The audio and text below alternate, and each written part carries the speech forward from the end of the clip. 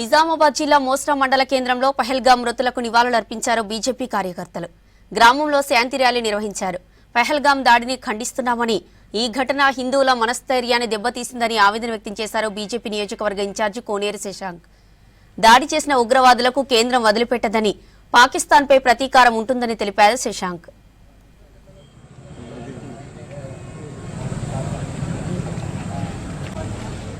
దాడి అనేది చాలా బాధాకరమైన విషయం.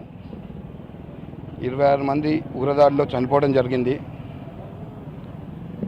దీన్ని మోదీ గారు చాలా ఖండించారు. అండ్ వాళ్ళకి టార్గెట్గా మనం మోదీ గారు కానీ మన భారత ప్రభుత్వం కానీ వాళ్ళని టార్గెట్ ఎవరైతే ఈ ఉగ్రదాడి చేశారో వాళ్ళని మాత్రం విడిచిపెట్టడం జరగదు కూడా.